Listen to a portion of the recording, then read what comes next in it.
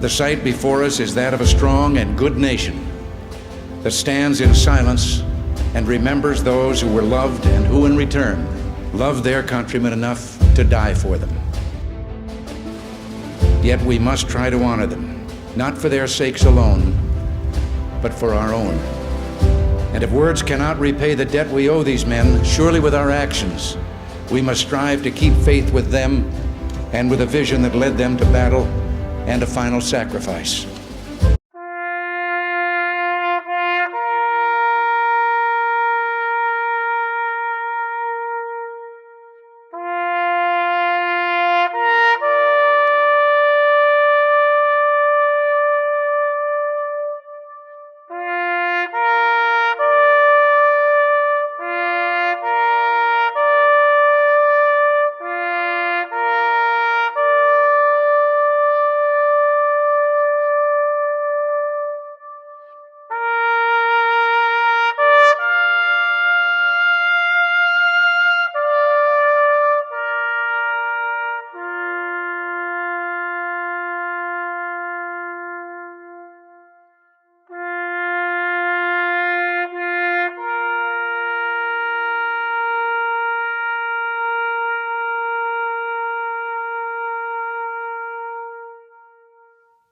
Hello, everyone, and welcome back. It is the 25th of May, and you're watching the Kaiser Report, Memorial Day today, where we have to stop and reflect on the loss of lives and the protection given us by our military personnel that have perished in the hopes of maintaining freedom across the world. It is a solemn time to stop, reflect, and remember. And for those of you that are a little mixed up, it's not Veterans Day. It's a Memorial Day to all of those who gave all for the good of their country and the protection of their fellow man. In these trying times where a lot of nonsense is going on around the world between the Ukraine war, the Iranian conflict that's taken place, it is time to stop and reflect on how can we diplomatically solve some of these problems and put an end to having to memorialize the loss of lives of people that went out to protect a nation and protect a family, and in some cases, protect other nations that are in these days a little less grateful for the protection that we afforded them. Since World War I, we have been protecting places such as Europe and Japan and around the world where our troops are deployed for the protection of others and the protection of this great nation. So today we applaud all that lost their lives, all those people buried under those crosses in France, Italy, places around the world, including here in Arlington Cemetery. So let's take a minute today between barbecues, beach time, and everything that goes along with having a wonderful Memorial Day weekend. Stop and reflect, forgive them a minute of thanks, and praise God that He's taking care of these people. And with that, we'll get into a little bit of a news break today. How broken is the system that we look at in Chicago, L.A., San Francisco, and most of all New York City, where the governor and the mayor will come out and tell you how safe a city it is, and all while there's a murder there every week. Usually the latest one was a gentleman that was pushed down the stairs of a subway and lost his life. These are being committed by criminals that have been picked up before for other crimes and re-released into the city to do more harm. We have a failure in our Justice Department across this nation when we stop and think about what some of the judges are doing with people of bad behavior that have been arrested for a crime, looked at by a judge and put back in the streets or given a cursory couple of days in a minor jail, only to release them to go out and do more harm, which gets a little bit meaner every time. Because as we all remember, growing up, if there were no consequences to your action, there were no changes made by you or I or anyone that were not held accountable for our actions. And these criminals that are here, in most cases that we're looking at that hit the headlines every day, are the illegals that were brought into this country with past histories of doing just that in the country from whence they came. Our Justice Department may be overloaded. Maybe the jails are overloaded. We don't know, but someone needs to get to the root of the problem.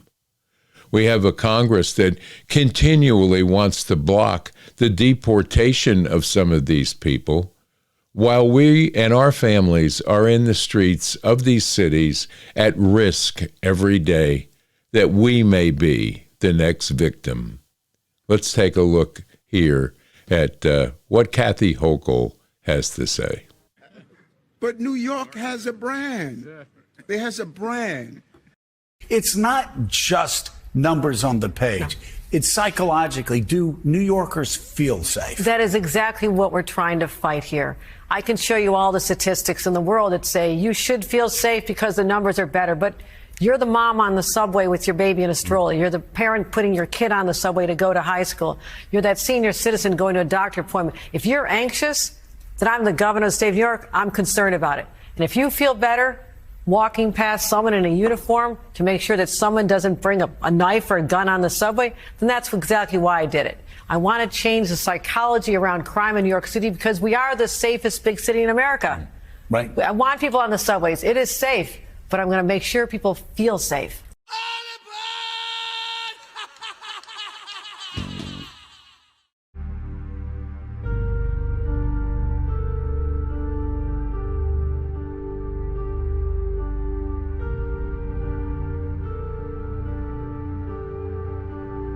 I want to change the psychology around crime in New York City because we are the safest big city in America. Meanwhile, a man accused of pushing a man to his death at a subway station now going before a judge. Fox 5's Richard Jacobus is live for us with the latest details on this. Richard. Arthur, it was this flight of stairs here at this subway station yesterday where 76-year-old Ross Falzoni was shoved to his death, a New York City retired teacher. And tonight his suspect is back behind bars after being released. But there are questions tonight from the mayor and the public as to why he was ever let back out. According to the criminal complaint, Burke was observed on surveillance video using two hands to forcibly push the 76-year-old down the stairs of the West 18th Street subway station. He was propelled into the air and landed on the ground at the bottom of the stairs. Falzoni was later pronounced dead at the hospital, but the questions surrounding his alleged murder arise from what happened the night before. This same suspect, who police sources say has been arrested 4 times since February. Say what? This same suspect, who police sources say has been arrested 4 times since February. This is not good. Was brought to Bellevue just hours before the attack as a, quote, emotionally disturbed person.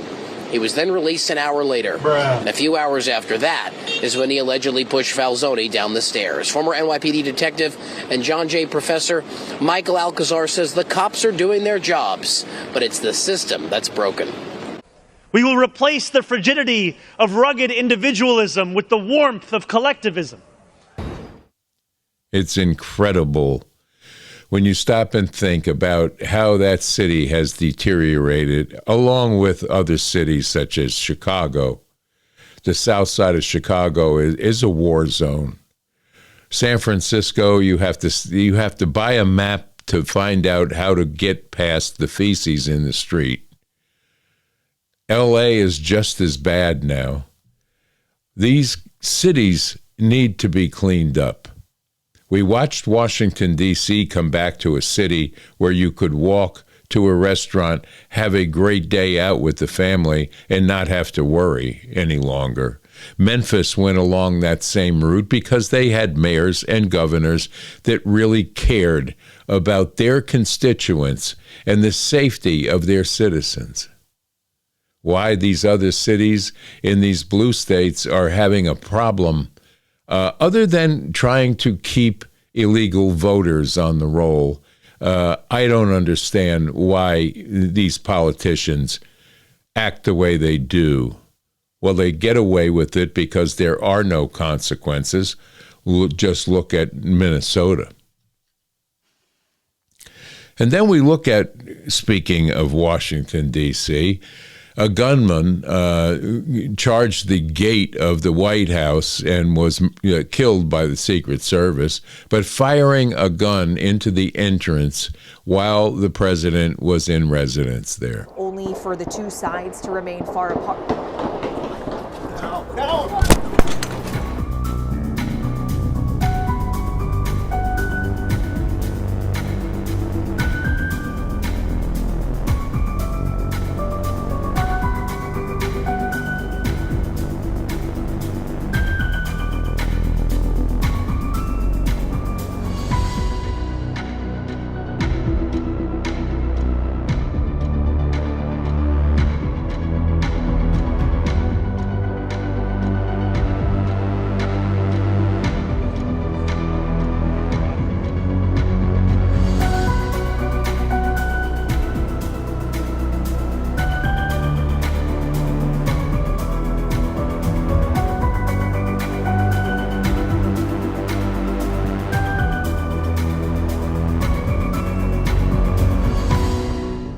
How many more attempts are we going to sit back and allow these crazies to continue to try and kill the President of the United States or put out fatwas against his daughter or other family members? This is a little bit crazy in its own self.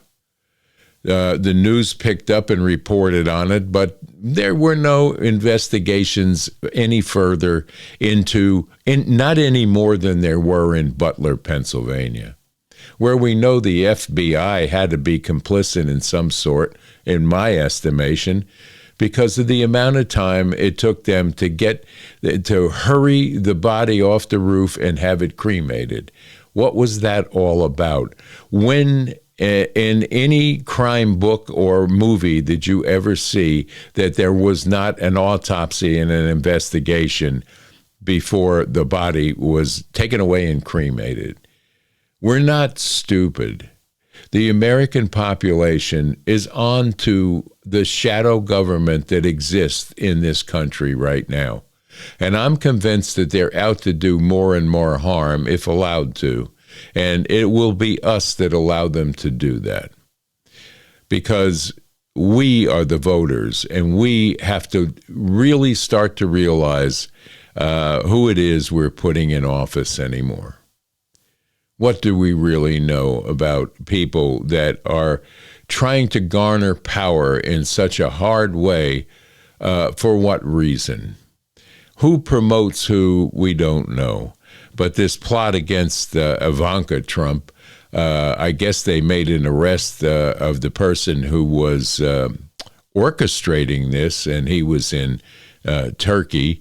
And we'll take a look at that as well, along with the gunman that fired into the White House gate. In a shocking development that has sent alerts across the United States, a major assassination plot targeting Ivanka Trump has been uncovered.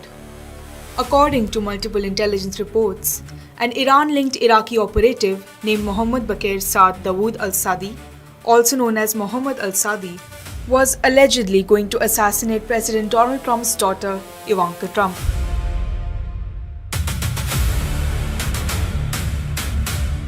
Al-Sadi, a 32-year-old operative with alleged ties to Iran's Islamic Revolutionary Guard Corps and the terror group Hezbollah, is said to have been motivated by revenge for the 2020 US drone strike that killed top Iranian commander Qasem Soleimani.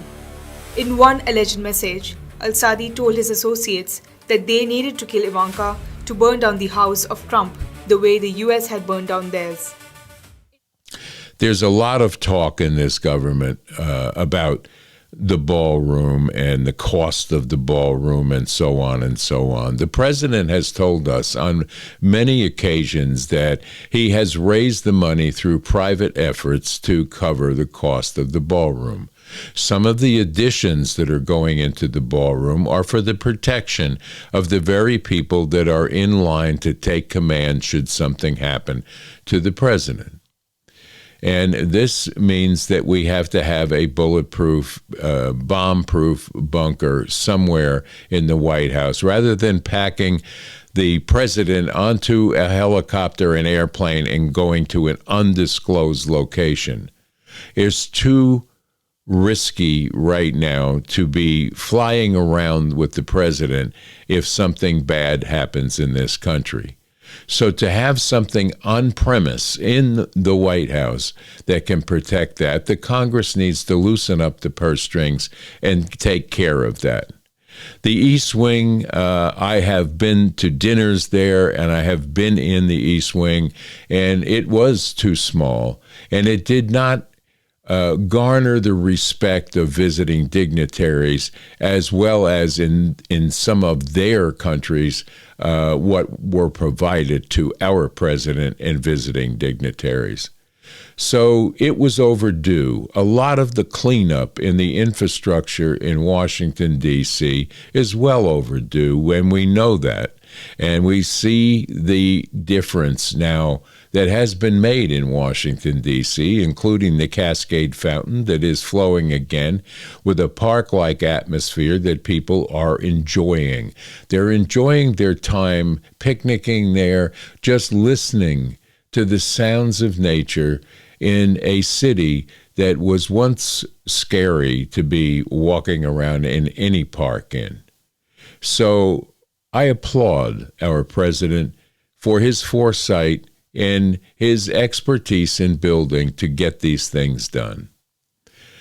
But it is Memorial Day, and we're all celebrating with barbecues, in some cases fireworks and so on, but enjoy and be safe through this Memorial Day. We'll be back here tomorrow with a regular Kaiser report, and our prayer for the day today we'll be waiting till tomorrow, because our fervent prayer today is a prayer for all of those souls that have lost their life in the effort to protect all of us and save our country and save democracy around the world.